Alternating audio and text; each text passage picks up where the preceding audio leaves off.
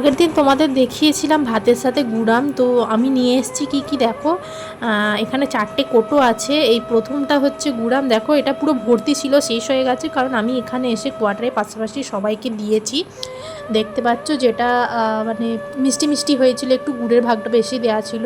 তো এই গুড়ামটাই আমি দেখিয়েছিলাম তোমাদের। এরপর আছে দেখো আমের একটা আচার, যে আচারটা হচ্ছে নর্মাল তোমরা মুড়ি দিয়ে খেতে পারবে, রুটির সাথে খেতে পারবে, আর কাঁচা তেল দিয়ে মুড়ির সাথে মেখেও খেতে পারবে।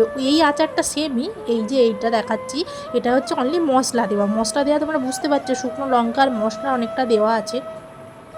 তো আমার এইগুলোর মধ্যে আর এই তৃতীয়টা দেখায়, তৃতীয় বলছি সরি, চতুর্থটা, এইটা হচ্ছে আমার মায়ের তৈরি করা। এই যেহেতু এখন আমের সময়, প্রচুর আম পড়ছে, আর আমাদের দেশের বাড়িতে আম আছে, বর্ধমানের দেশের বাড়িতে, শ্বশুরবাড়ি এবং নিজের আমার বাবার বাড়িতে। তো আমি ওই জন্য প্রচুর আমের আচার এনেছি। আর আমার কুল আর আম এই দুটোর আচার খেতে, চাটনি খেতে, টক খেতে খুব ভালো লাগে।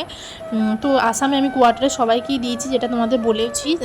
দিয়ে আমার এটা অনেকটা কমে গেছে, নাহলে সবগুলো একদম ভর্তি ভর্তি ছিল। আর সবগুলোই খেতে দারুণ হয়েছে। আমি একটা তুলে দেখাচ্ছি, যে আমের ছিবড়া বা যে আমের ডাঁটি বলবো, সেইটা আমি খেয়েও দেখাচ্ছি। উফ, আমার মানে বলতে গিয়েও মুখে জল এসে যাচ্ছে, এতটা ভালো খেতে হয়েছিল সব আচারগুলো। তো তোমাদের সাথে শেয়ার করে